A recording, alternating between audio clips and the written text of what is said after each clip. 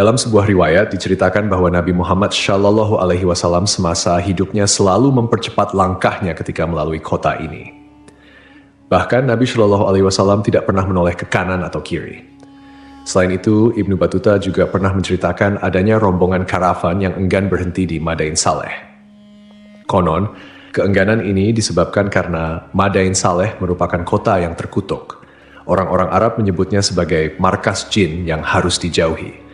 Jika terpaksa harus ke tempat tersebut, maka seorang muslim harus melewatinya secepat mungkin dalam keadaan menangis dan takut akan murka Allah Subhanahu wa Ta'ala. Namun, saat ini pemerintah Arab Saudi membangun kota ini menjadi tempat wisata sejarah. Tentunya, hal ini bertentangan dengan apa yang disabdakan Nabi Shallallahu Alaihi Wasallam. Lalu, bagaimanakah kisah sejarah masa lalu tentang kota ini? Namun sebelum lanjut, mohon tonton video ini sampai selesai agar tidak ada kesalahpahaman serta dukung kanal ini dengan cara subscribe, like, dan komentar agar kanal ini semakin maju dan berkembang. Terima kasih. Al-Ula atau dikenal juga sebagai Madain Saleh menyuguhkan gurun pasir yang menakjubkan karena dikelilingi oleh gunung dan tebing yang tinggi. Menariknya, tebing tersebut dipahat dan diukir dengan bentuk yang khas.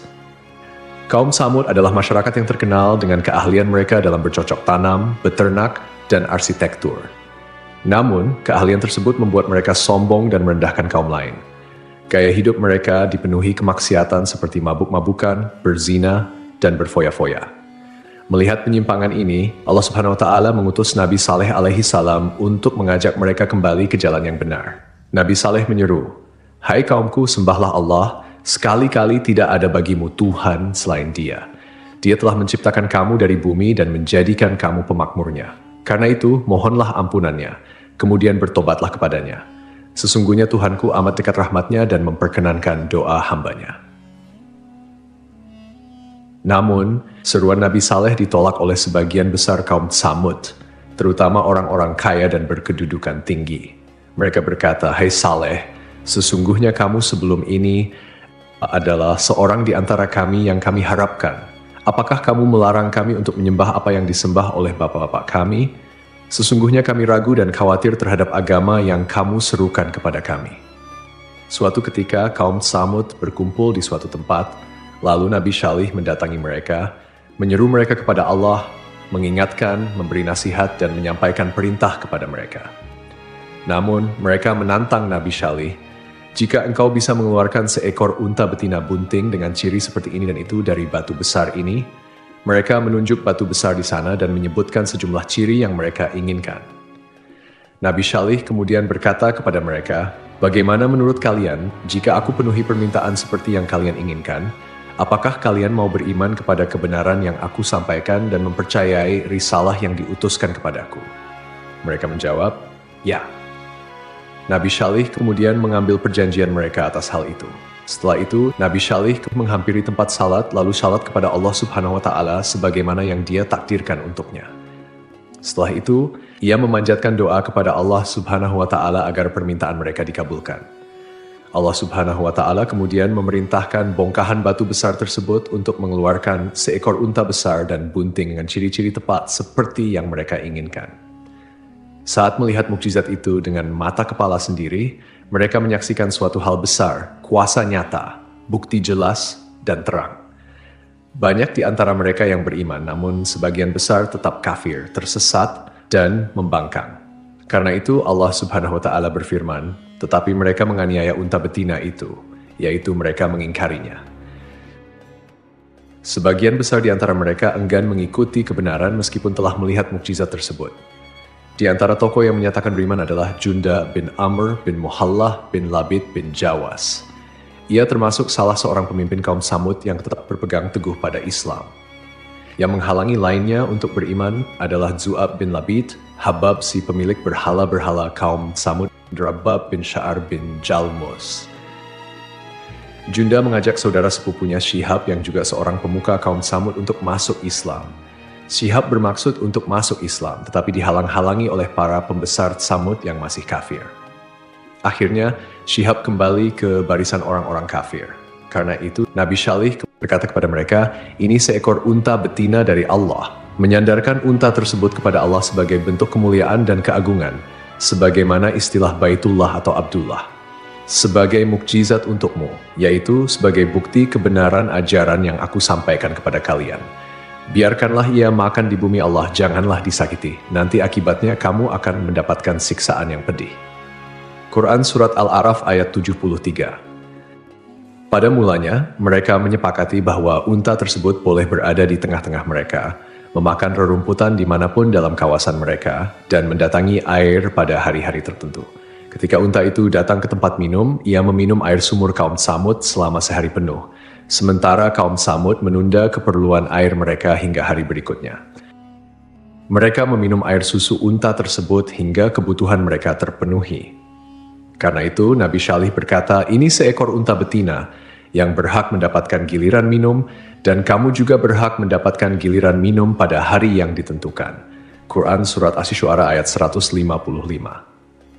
Setelah situasi ini berlangsung cukup lama, para tokoh kaum Tsamud akhirnya berkumpul dan mencapai kesepakatan untuk menyembelih unta tersebut.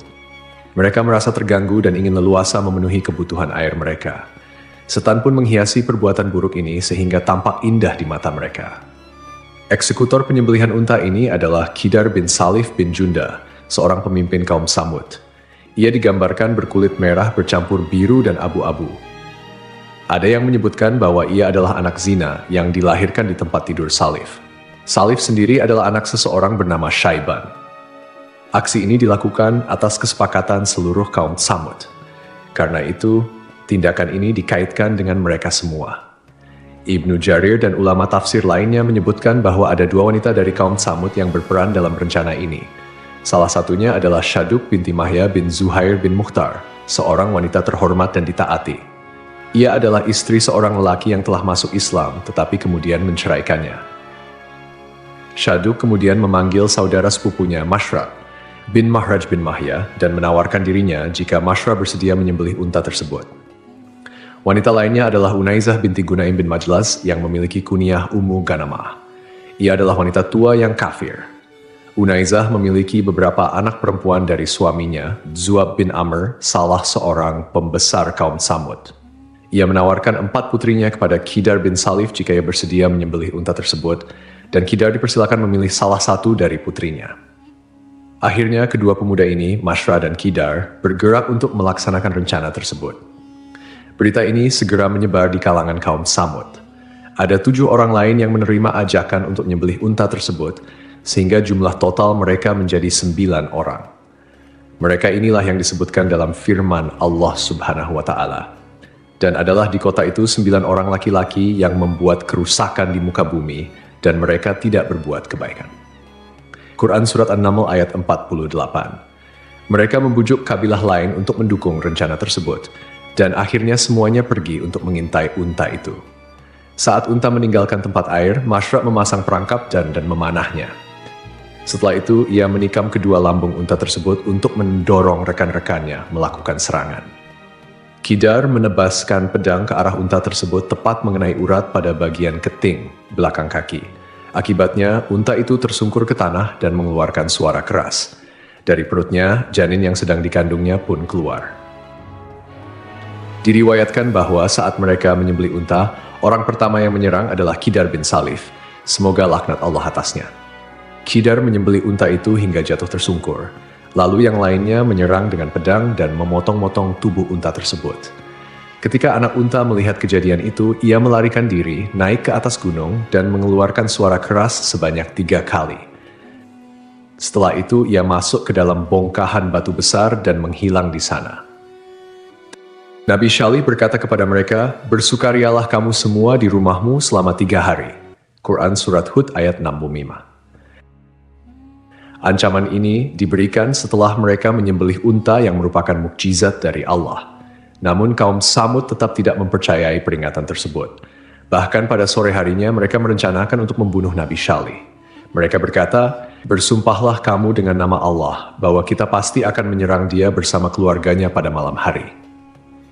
Mereka bermaksud menyerang Nabi Syalih di rumahnya bersama keluarganya dan melenyapkannya. Setelah itu, mereka berencana untuk mengingkari perbuatan tersebut jika para wali Nabi Syalih menuntut keadilan.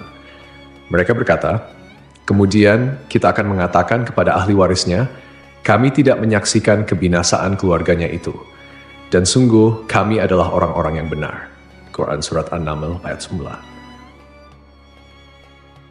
Allah Subhanahu wa Ta'ala kemudian mengirimkan bebatuan yang menimpa mereka yang berniat membunuh Nabi Syalih, sehingga mereka semua binasa. Ini adalah bentuk siksaan disegerakan sebelum ajal mereka tiba. Pada hari Kamis, yaitu hari pertama dari masa penantian 3 hari, wajah mereka berubah menjadi pucat pasi, sebagaimana telah diancamkan oleh Nabi Syalih. Pada sore harinya, mereka saling berkata, 1 hari penantian telah berlalu. Pada pagi hari kedua, yaitu hari Jumat, wajah mereka berubah menjadi merah. Pada sore harinya, mereka berkata lagi, 2 hari penantian telah berlalu.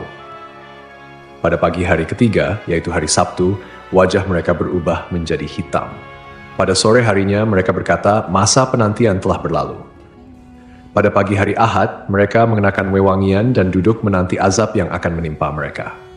Mereka tidak tahu bentuk siksaan yang akan datang atau dari arah mana siksaan itu tiba. Saat matahari terbit, suara menggemuruh datang dari langit diikuti guncangan hebat dari bumi. Nyawa mereka melayang seketika, meninggalkan suasana senyap. Ancaman yang telah disampaikan menjadi kenyataan. Mereka tergeletak di bawah reruntuhan rumah mereka, tidak bergerak dan tidak bernyawa.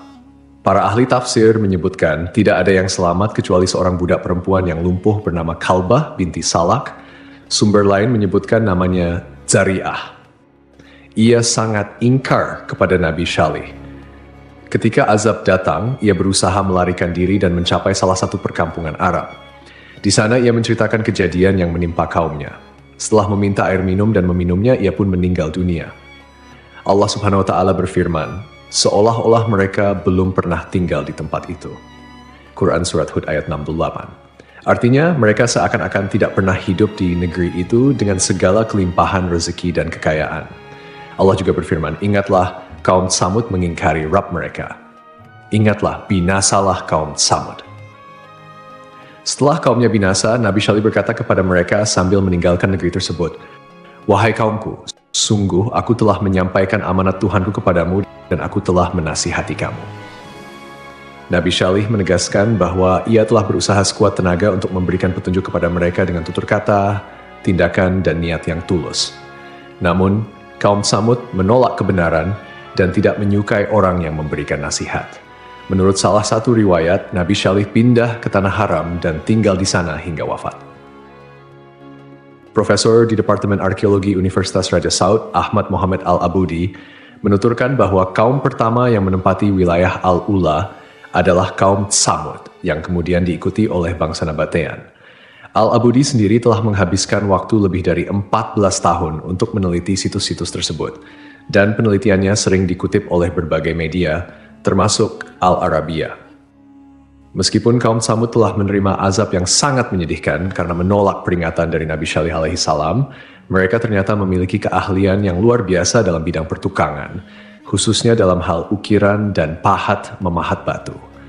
Salah satu bukti dari kemahiran kaum Tsamud dalam mengukir ditemukan oleh arkeolog yang mengkaji sejarah kaum Nabi Hud alaihi salam dan kaum Tsamud di Arabia Selatan, Brian Doe.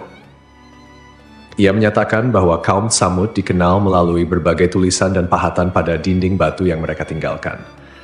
Tulisan-tulisan ini secara grafis memiliki kemiripan dengan huruf-huruf Semitik yang dikenal dengan sebutan Tamudik.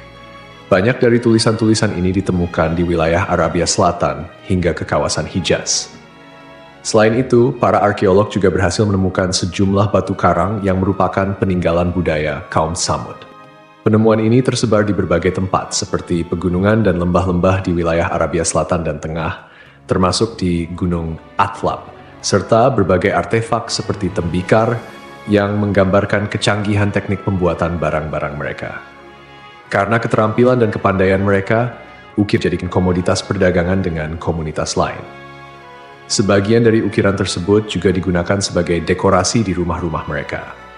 Kaum Tsamud juga dikenal memproduksi barang pecah belah seperti tembikar dengan desain unik dan nilai seni yang tinggi. Selain itu, mereka juga memperdagangkan kemenyan dan rempah-rempah yang memberikan mereka kekayaan yang memungkinkan mereka membangun istana, rumah yang dipahat dari batu, serta makam-makam yang terletak pada tebing-tebing karang.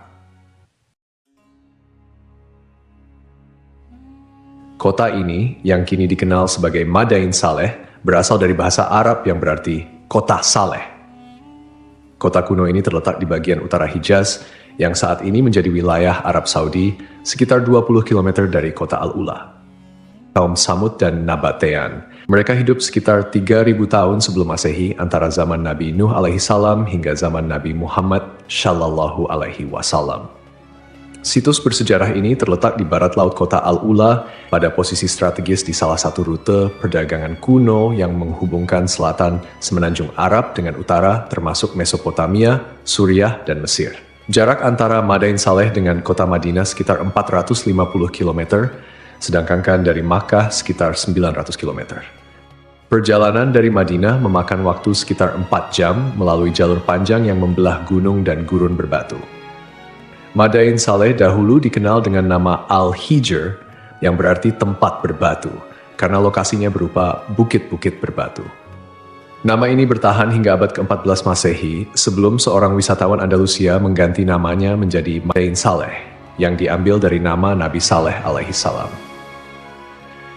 Jika kita mengunjungi Madain Saleh, kita akan menemukan peninggalan kaum Samud, yang disebutkan dalam Al-Quran sebagai kaum yang ingkar terhadap ajaran Nabi Saleh, hingga akhirnya mendapat azab dari Allah Subhanahu wa Ta'ala. Madain Saleh merupakan gugusan bebatuan pasir yang mengesankan. Bukit-bukit pasirnya memiliki warna beragam, dari merah, kuning, hingga putih. Bukit-bukit tersebut dipahat menjadi rumah-rumah dengan arsitektur yang menyerupai peninggalan Yunani dan Romawi kuno. Sebanyak 132 pahatan ditemukan di bukit-bukit tersebut. Pahatan-pahatan ini digunakan untuk berbagai fungsi seperti rumah, tempat pemujaan, dan makam.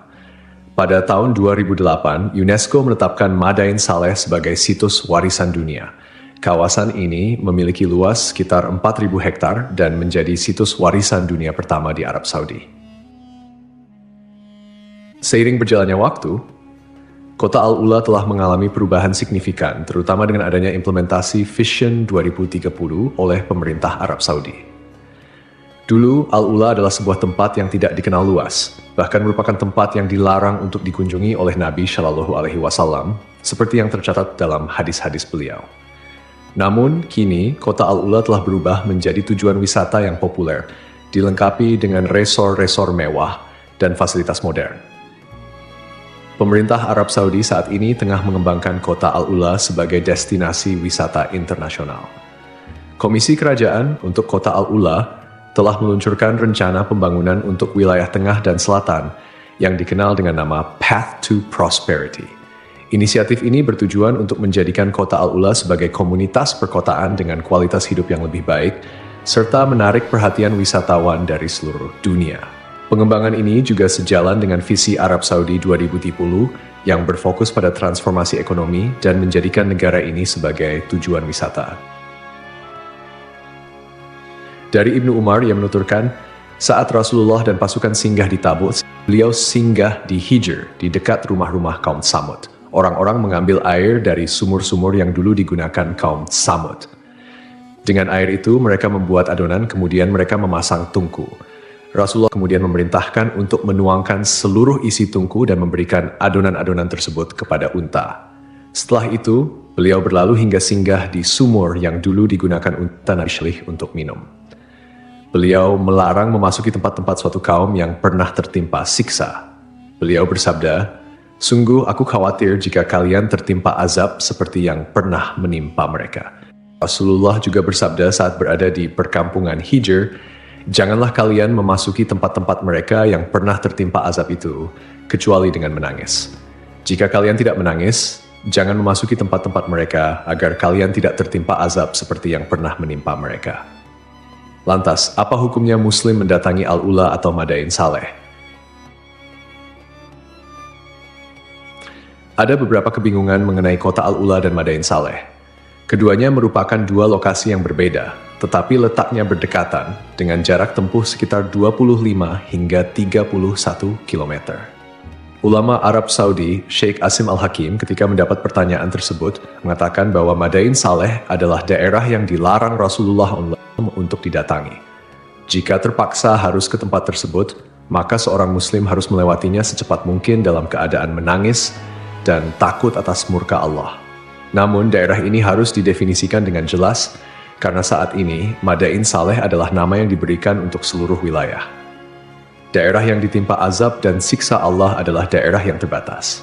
Oleh karena itu, seseorang harus bertanya kepada ahli tentang lokasi tersebut, di mana daerah ini bermula dan di mana berakhir. Inilah daerah yang tidak boleh dimasuki atau didekati. Selain itu, tidak masalah, jelas Sheikh Asim Al-Hakim.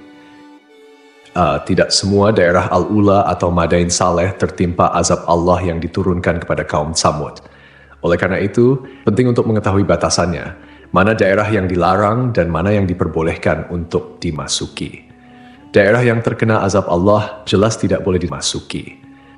Wallahu alam. Bagaimana pendapat sahabat sekalian? Tulis di kolom komentar.